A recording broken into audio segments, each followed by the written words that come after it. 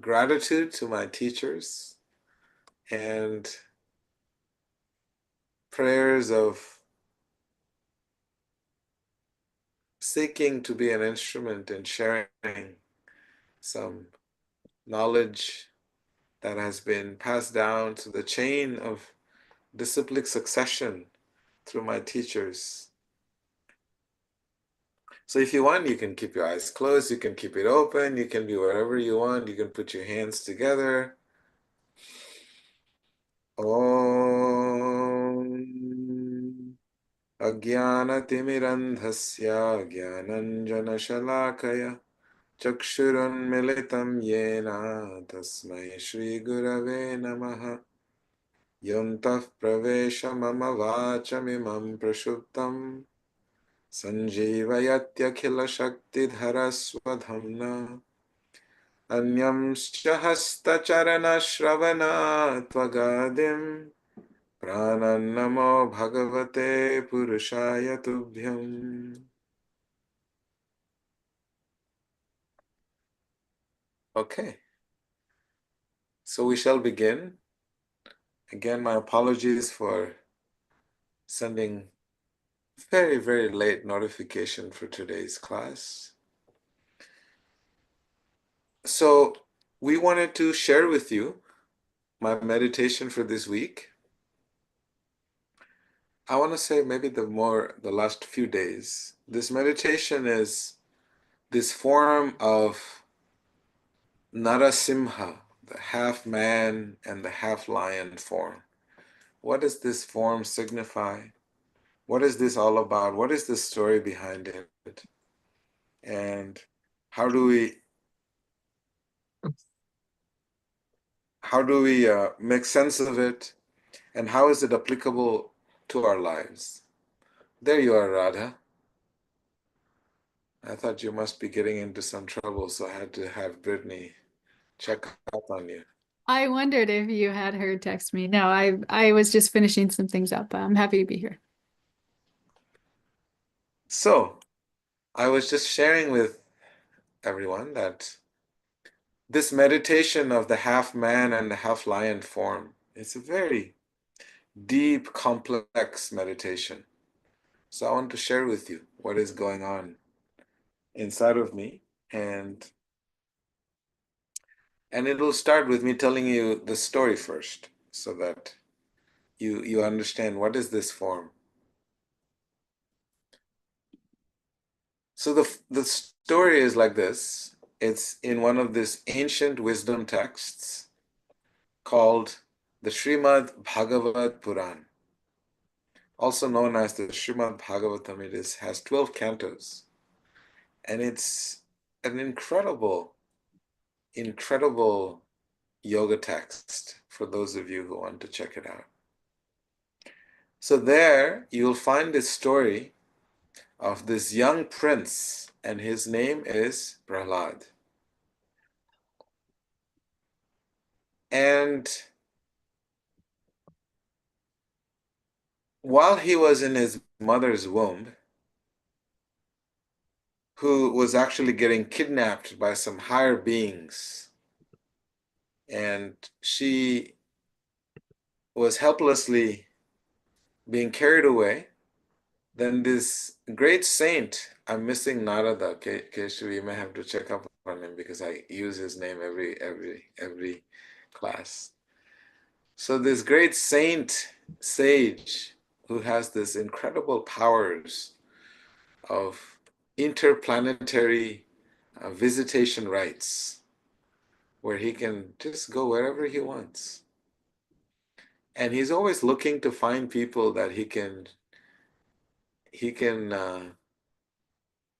give them his special powers.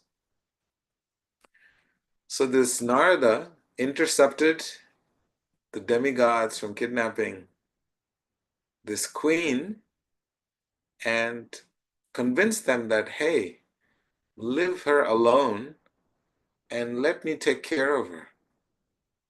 And she can stay in my ashram and she'll be safe and protected. Don't worry. So the demigods were afraid because this queen had a little baby in her tummy, and they were afraid that this queen's baby would be so powerful, would cause an end to the rule of all the demigods in the higher planets. So that's why they were trying to kidnap her. So Narada convinced them, and she got to stay in this cottage in the forest.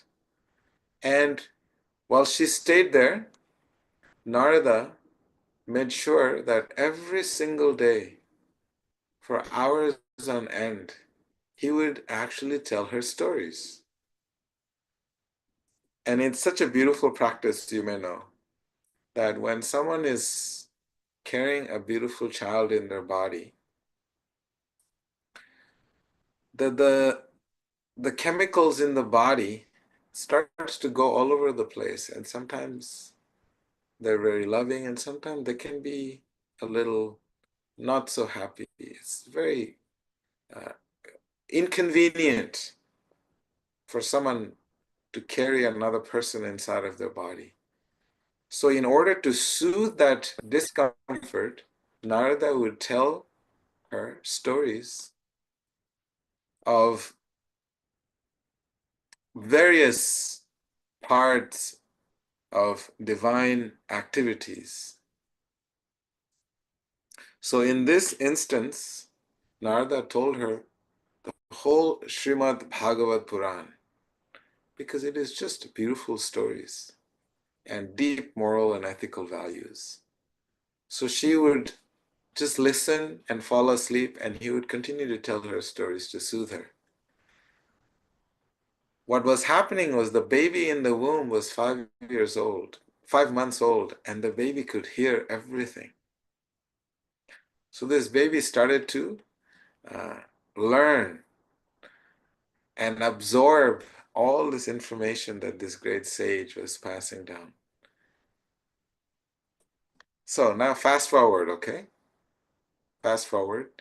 This baby is born to this most powerful king named Hiranyakashipu, or you can say the man who sleeps on a golden bed. That's what you translate his name. A man who sits and sleeps on not a sleep number bed, but on a golden bed. How cool is that? So this great king who sleeps on a golden bed,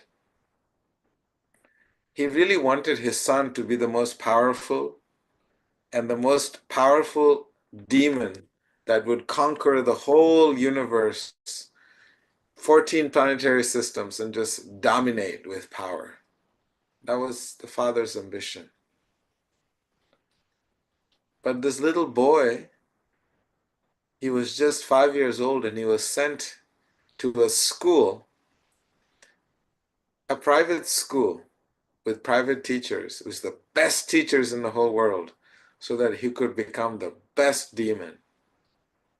That was his father's ambition. You know, every parents look for the best school to put their kid so that their kid will become the best person or the richest person or the most famous person.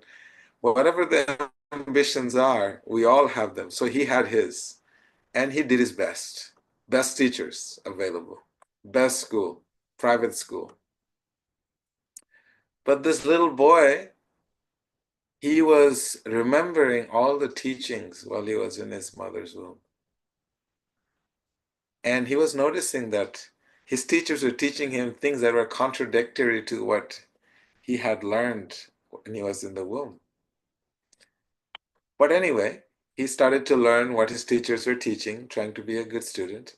And in his free time, he would hang out with his friends in school, and he would tell them all his cool stories from the Srimad Bhagavatam that he remembered. So he was being a little rebel. You know, teachers were teaching him how to be a good demon, and this guy, this little 5-year-old kid, is going around creating a ruckus by teaching them things that were contradictory to what his teachers were teaching him. Because his teachers were teaching him how to just make money, be famous, be powerful, and enjoy life. And he was sharing with his friends that this material world is not a place of enjoyment, and that we have this great gift as a child. As children, we're young and we're fragile and we're soft and we're malleable, and so we should allow God to reside within our bodies and make our hearts soft like a lotus flower. So he would have all these deep discussions with his friends. His father got the whiff of this. He's like, this is not acceptable. So his father had many sittings with his teachers that tried various different methods. It didn't work. There is Narada. I'm talking about you, Narada. So Narada Muni had, gave such deep knowledge that this boy could not, who could not live without it. He was just sharing with all his student friends. The father became very mad. All attempts failed. The funny thing is that he became really mad because the heavenly planets and the lower planets were all under his control because he had so much power. So much power. It would rain when the god of rain, he ordered the god of rain to shower rain. The wind would blow in whatever direction he wanted it to blow. The sun would give perfect temperature sun rays. That's how much control he had. But he was angry because his 5-year-old kid he had no control over. And that's what angered him the most.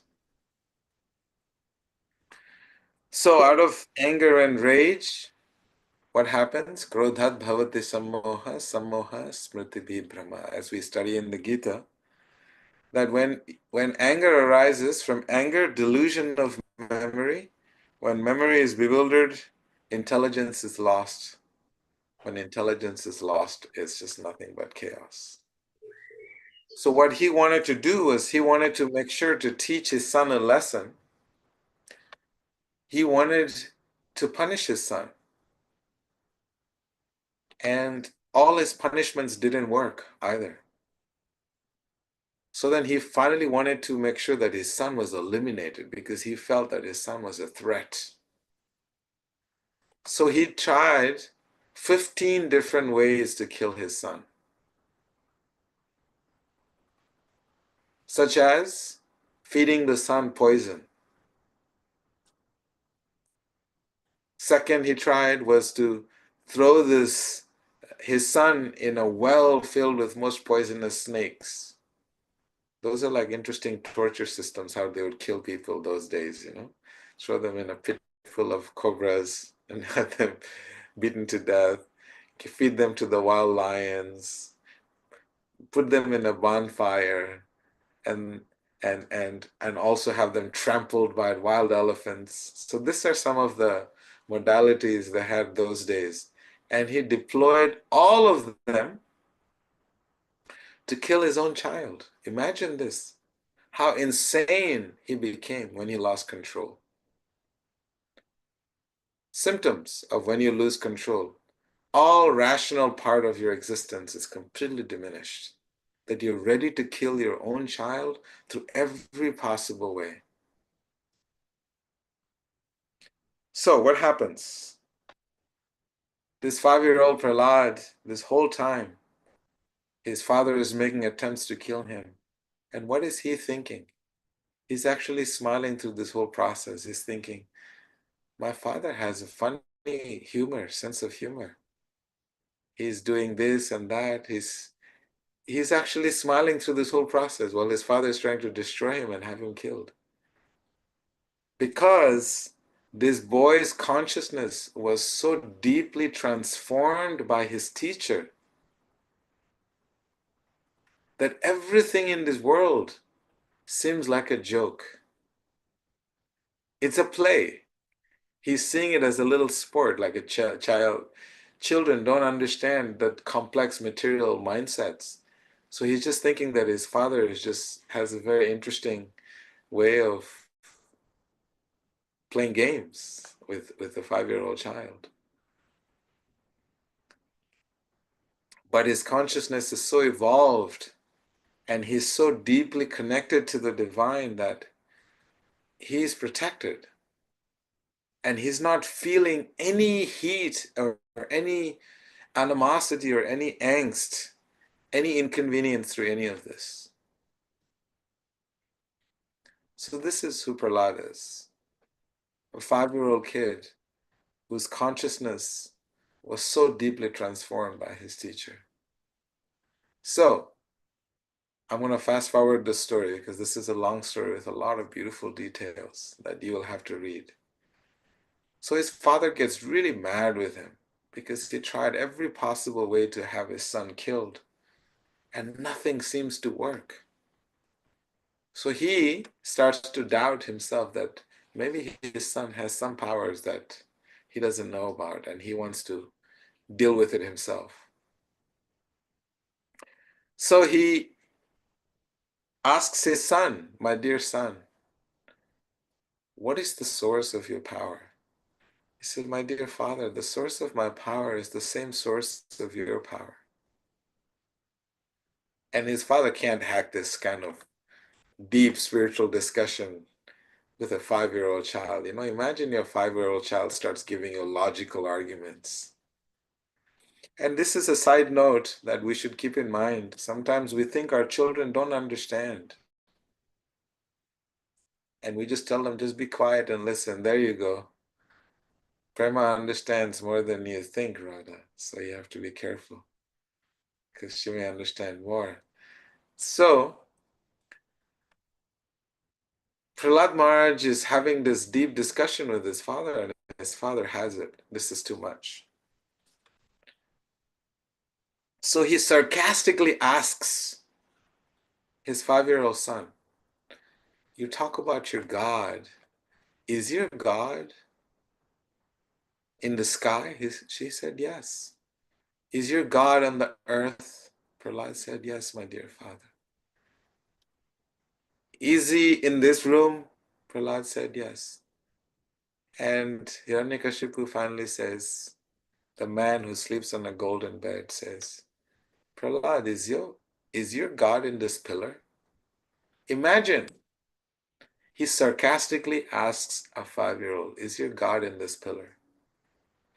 And Prahlad said, yes, my God is also in this pillar. So Hiranyakashipu, he takes his club, his mace, not the mace we know in America, we spray mace, but it's the club. He takes his club and he smashes the pillar, this massive pillar in his palace. And from this pillar comes out this massive form. And this form is of Narasimha, half man and half lion. And he had never seen something like this. So his mind is thinking really fast. This is a funny looking, interesting looking God. And he looks extremely angry and ferocious, and he's roaring so loud that it starts to shatter the palace in many pieces just by the roar of this lion. Just half man and half lion. And he's trying to make sense of it, and he can't. So this epic battle takes place, and this lion tears open this most powerful ruler, the powerful emperor of the world, and it destroys him, and he is still angry. So this is the nutshell version of the story, right? So why am I telling you this story? The reason I'm telling you this story is because tomorrow is the exact day when the sun is about to go down and the moon is about to rise. At that junction between the day and night, this form of half man and half lion appeared to protect this 5-year-old innocent boy named Prahlad. So it's very auspicious because on this particular day, which is tomorrow, The spiritual significance is this, that this form of Narasimha was unique because the king, Hiranyakashipu, he did many, many years and years and years of austerities, yoga practices, sadhana, to get powers of almost immortality. So Brahma, the creator, gave him the benediction that he would not die during the day, he would not die at night. Gave him the benediction that he would not die by any weapons. Imagine, nuclear weapons couldn't kill this guy. No weapons, he would not be killed by any weapons. He would not be killed indoors, inside the house, inside, indoors, or outdoors. He would not be killed in the water or in the sky. So he had all these benedictions, almost immortal, almost. He would not be killed by a man or a woman. He would not be killed by a human or an animal species. He will not be killed by a god. So he had all these benedictions. So this form of Narasimha defies the concept of material immortality. This is what this form defies. So this form of Narasimha, he picks up the body of Hiranyakashipu and he takes him at the entrance of the palace, not outside and not inside, and not in the sky and not on the ground, because the palace, you have to go up the stairs and down the stairs to go into the palace. So he does not die in the sky or nor on the earth. And no weapons were used. Simply this epic battle that went on for days. Lord Nrsingadev just took his nails, massive claws, and just tore him apart. So this is that form which defies any material benedictions that we may have. That no matter what material benedictions you have, you are still subjected to experience departure from this human body. And so, few points in the story that I want to share with you. It's about this boy Prahlad. What is so unique about him that the divine himself has to create a very complex, artistic, ferocious form just to be there for this boy? That is the uniqueness of this, the story of Narasimha Dev. So, the first point that we learned from this Prahlad story is that bhakti or love for the divine doesn't depend on any circumstances. So bhakti, love, is not circumstantial, which means that when it's convenient for me, then I love God, then I think of God in my heart. Prahlad took every single moment of his conscious being. He was completely absorbed in the most deepest loving relationship with the Lord within his heart. So his heart was literally the temple where God was fully present at all times. When he was being burnt or trying to be burnt in the massive fire, when he was being fried in hot oil, you may know what it is to be fried. You know, when you make French fries, imagine putting a finger in there, how it feels. Prahlad was put in hot oil to cook, but he didn't feel any of it, because this deep love inside is so powerful, it defies all laws of material logic and is beyond complete understanding of the mind and the intellect. So the first principle is that bhakti is not this loving relationship is not circumstantial. And the second principle within this first principle is that in the darkest moments of our life, it is that deep love that we have in our heart that can protect us from the most dangerous type of fear. So once we have deep love for God, of the divine within our heart, no matter what situation, what circumstances we may be in, we will not be subjected to elimination. It is that divine love. It is that bhakti. The second principle is that the divine is all pervasive. Imagine Hiranyakashipu, his father, Prahlad's father, he cannot see God anywhere because he sees nothing but his powers. He sees himself everywhere. Everyone is surrendering to him, everyone is subjugated to his powers. But this little 5-year-old boy, because his consciousness is so evolved, he sees God in all things. He sees the divine in all beings. And one of the sages explains that the Lord was not going to hang out in one of the pillars of this palace. He's got better things to do. But because Hiranyakashipu asks him, is your God in this pillar? And Prahlad has such deep love for God within his heart, God decided to be inside of that pillar. Just to prove that love, whatever love expresses, it is the absolute truth.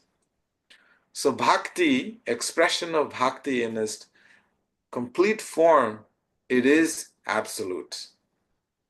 Whatever it may be, when the heart is there, deeply connected to the Lord is bound by that love to show up wherever you want it to show up. So all pervasive nature. And the third principle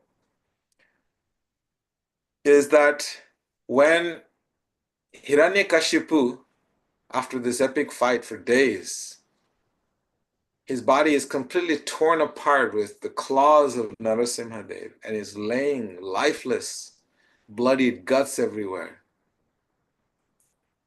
And Narasimhadev is very angry. So Narasimhadev picks little Prahlad up and puts him on his lap. Imagine all the 33 million demigods from the heavenly regions come to watch their nemesis being destroyed by this form. And no one wants to get close to this form of Narasimha. Brahma, Shiva, Lakshmi, everybody stays away. And this little Prahlad is pushed to the front.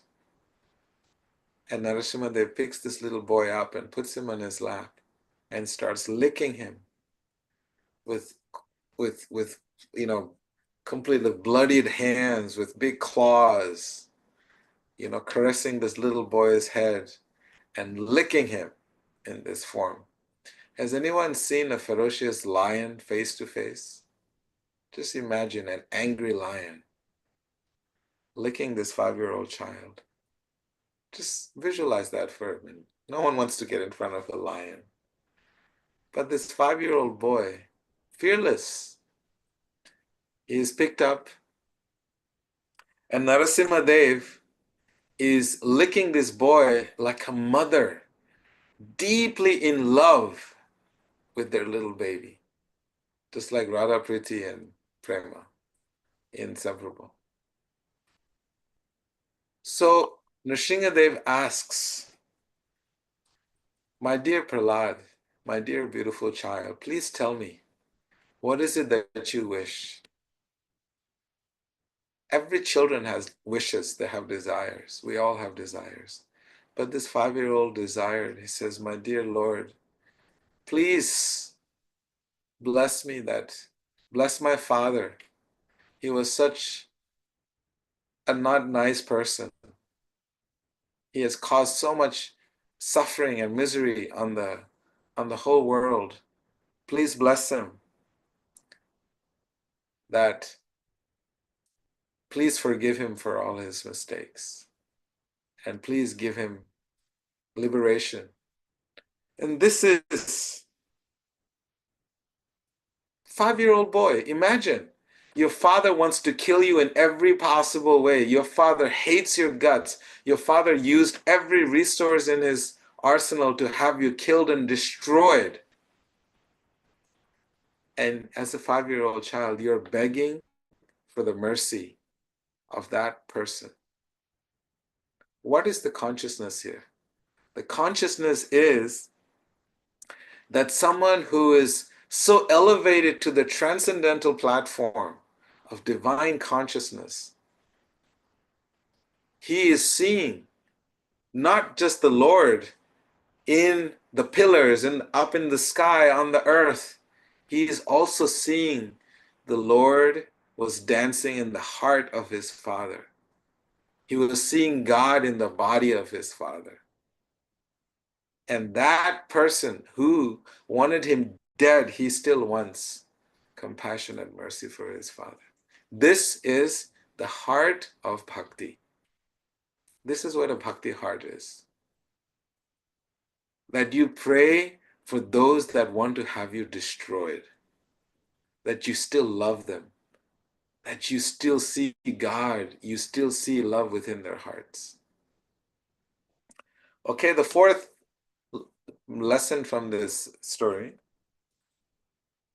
is that spirituality is not something that is restricted and within the framework of age, gender, or any other external considerations.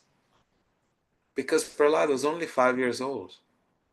The only consideration in bhakti that is required is a pure heart. That's all. That's all this 5-year-old child had, was a pure heart where his teacher planted the seed of pure love in his heart. And that is all that is required. Okay? Lesson number 5 is that surrender dissolves all fear. Prahlad Maharaj, this 5-year-old prince, we call him Maharaj, the great prince, right? Prahlad Maharaj was so surrendered in his heart, so surrendered, is called Sharanagati. He was the pinnacle of Sharanagati, absolute, complete surrender. And when you're on that level of surrender, not resisting anything, it's hard for us to accept anything, let alone surrender.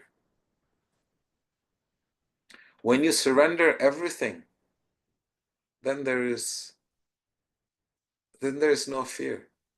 There is a beautiful song written by this great saint named Bhaktivinoda Thakur, where he says, Bhaja hure mana Shri Nanda Nandana Abhaya Charanara Vindare. He said, one who takes shelter at the lotus feet of the embodiment of transcendental, pure, eternal, unconditional spiritual love, that form of Krishna. Then, when you're fully surrendered, then there is abhaya. Your bhaya becomes abhaya. You become fearless. So in order to be fearless in life is to actually surrender to the embodiment of that transcendental, eternal, unconditional spiritual love. And that form in the Vedic text, we know, in one word, is Krishna. So That surrender is so important because it is the antidote for loneliness. Prahlad Maharaj, this 5-year-old prince, the world rejected him, everybody rejected him, but he never felt alone. He always was accompanied by the Lord within his heart. This divine being that he was carrying in his heart, he never felt alone. And that is available to us when we are fully surrendered. You'll never feel alone. Someone will always be there for us. So, I have 15 more minutes. I want to give you a few conclusions, right? So, those are the 5 lessons. So, what is one lesson that I would like you all to explore? The uniqueness of Prahlad Maharaj is that he was a child. In our lives, we have become so complex, so complicated with our desires and wants and needs. When we can come back to that mind of innocence and simplicity, just like Prahlad Maharaj, then we will have access to something called a guru, a teacher. Prahlad Maharaj, because of his humility, because of his simplicity, he had access to the best teacher. Narada Muni was his teacher. And this love, this bhakti, is something that is not accessible on your own. It is something that has to be, this love has to be given to you. It's not something you can just, sit and just meditate and you will start to feel it. No. This wisdom text explains that this love has to be given to you. And just like Narada Muni, he is actually in search of the greatest lover of God. He's having this dialogue with Prahlad and he's reminding Prahlad, Prahlad, remember what happened? Remember what happened? This story that I'm telling you is a dialogue between Prahlad and his guru and his teacher. His teacher is Narada Muni. And he says, remember what happened? And Prahlad is denying all of it. And what is he saying? He says, my dear spiritual master, my dear guru, it is because of the light of love, the light of bhakti that you have planted in my heart. I take no credit for anything that I have done. So this is how bhakti works. This love works when a teacher plants the seed of love, and all we have the power to do is cultivate and harvest that sacred space within our heart. So tomorrow is this day where you can spend a lot of time meditating on this concept. How do I cultivate the sacred space within my heart so that this incredible form of Narasimha, who removes all the obstacles in the path of you experiencing the divine love, can actually come and seat in that beautiful, soft throne of your heart. So now I had a meditation for all of you. I know I give this is the longest sermon I have ever given. I don't know if it's called a sermon, but because the story is so beautiful. And I even cut so many corners on this story because this story is just so sweet. I mean, it is so sweet. Let me tell you how sweet it is. This great saint, Sri Chaitanya Mahaprabhu, he goes to Jagannath Puri, this incredible city of spiritual love. And he's sitting there and he's hanging out with another great saint named Gadadhar. And he tells him, can you please tell me the story of Prahlad? And imagine, day in and day out, he's telling Sri Chaitanya Mahaprabhu this incredible story of Prahlad from this wisdom text. And after he finishes, after Gadadhar, this other saint, finishes telling him the story, Sri Chaitanya Mahaprabhu, he tells him, can you please share that story again? Can you please tell me again?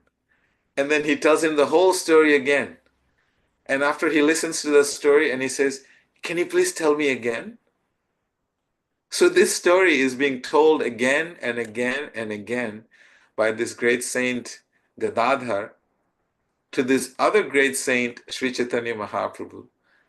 And they're just reminiscing what it is, this deep spiritual emotion of bhakti that this little boy is experiencing.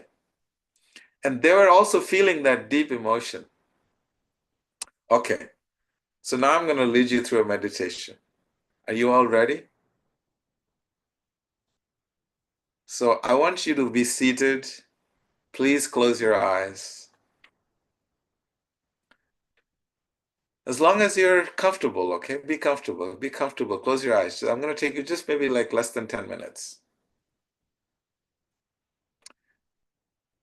Make sure your room is quiet, not too loud.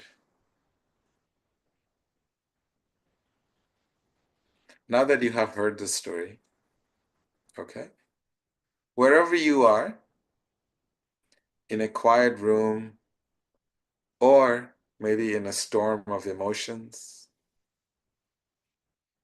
maybe in the weight of various responsibilities, or maybe in the ache of uncertainty.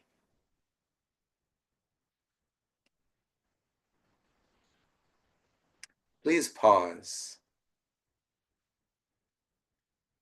Let this be the moment of meeting, not with the world,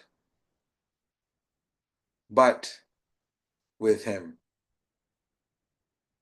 the one who has been walking with you unseen all along. Take a deep breath in and breathe out.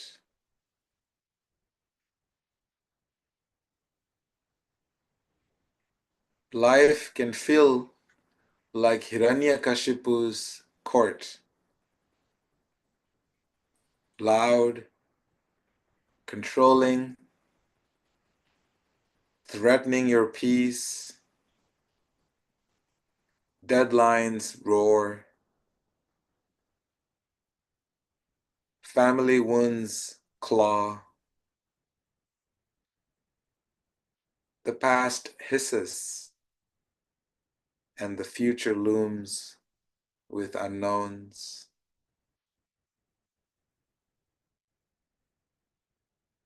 But you are not alone in this.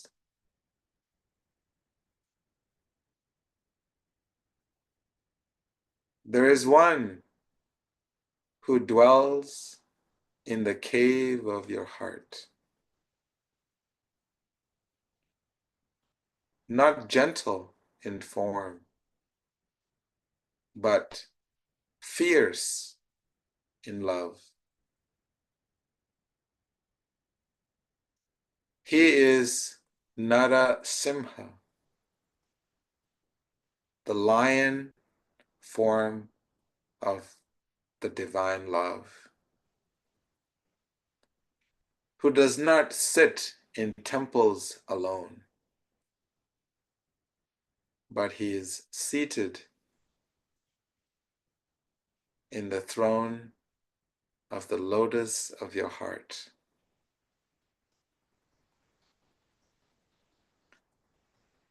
When no one understands you, when your choices are questioned,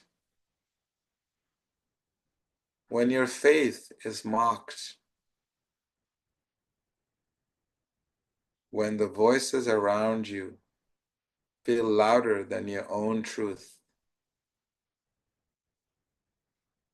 remember this innocent, love-filled, compassionate child, Prahlad.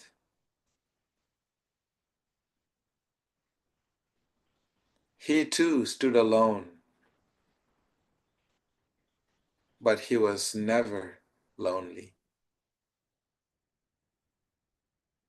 He carried a roaring stillness inside of his heart, a presence that made fire cool, poison powerless, and violence irrelevant.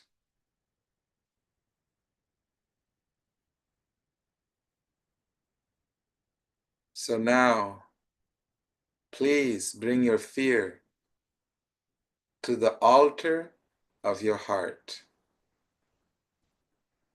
Bring your doubt.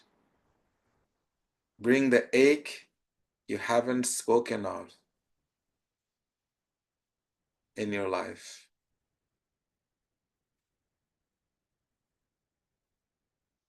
Whisper it to him.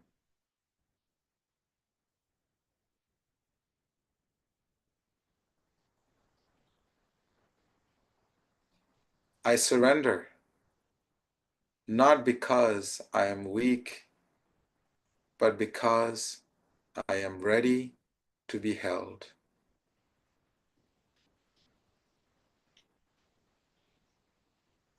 Let Narasimha emerge through your surrender, not with the claws of punishment, but with the arms of unshakable protection.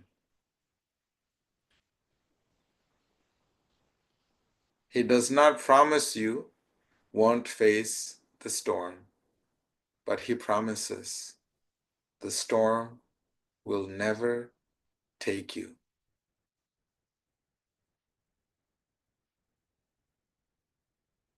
He does not say the world will always understand, but he says, I understand your heart, and that is enough.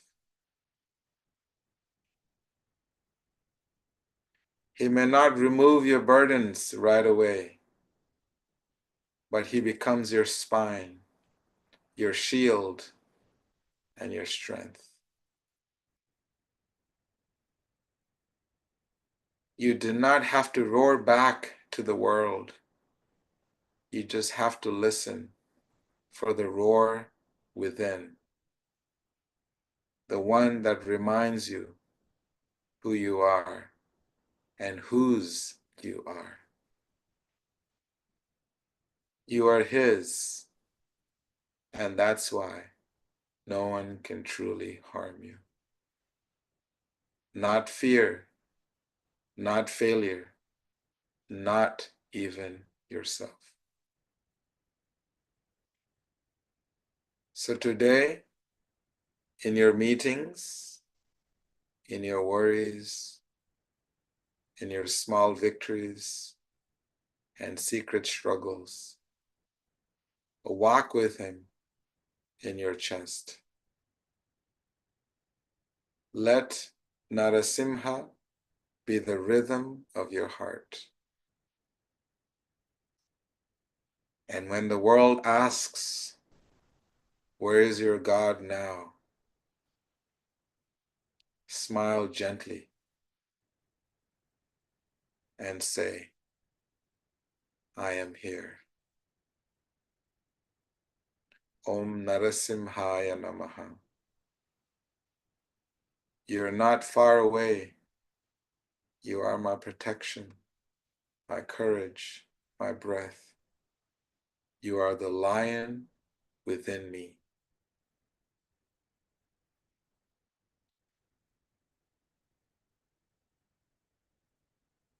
Please come back to your breath and gently open your eyes.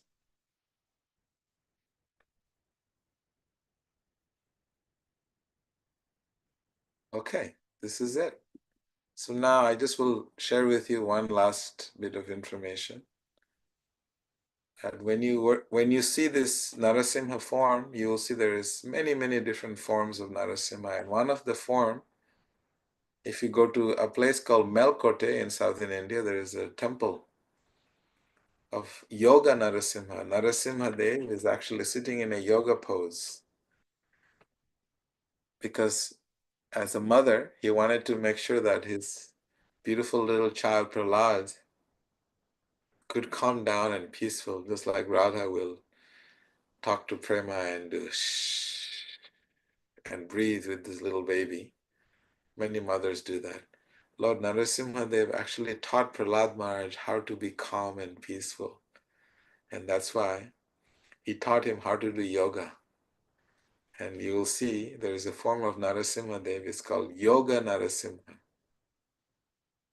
Lion fierce, but soft and gentle like a lotus, teaching a beautiful 5-year-old child how to do yoga and be calm and peaceful.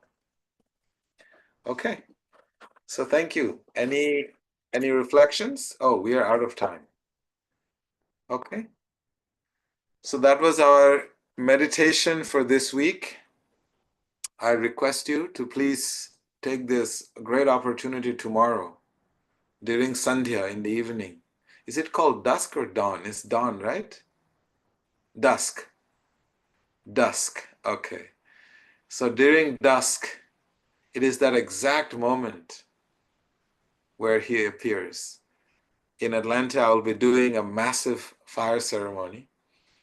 So if you're bored and you don't have anything to do, I will ask Nitai to see if he can live stream this incredible fire ceremony. We'll be chanting 108 names of Narasimha and doing a massive fire ceremony because it's so cool to have a ferocious lion-like mother who doesn't want a lioness mother, protective over our hearts and our spiritual journeys. So Instagram Live, Nitai said. So if you're on Instagram, No. I think he was talking about the script of this meditation. Am I wrong, Nitai?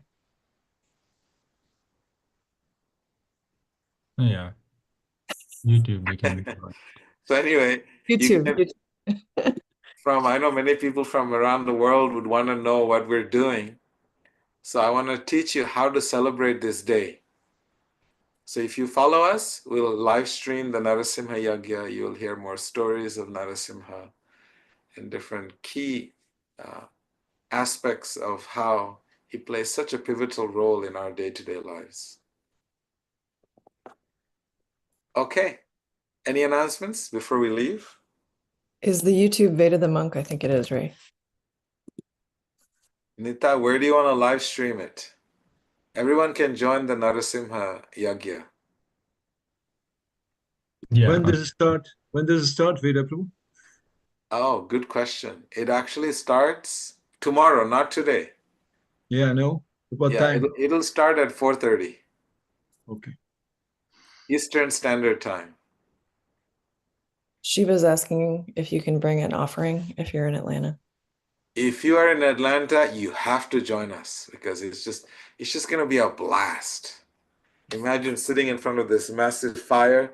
We're going to invite Narasimha Dev to come and sit on the fire, and we're going to offer him all our obstacles in our lives and say, please, oh Lion Mother, please help us in this situation and be with us.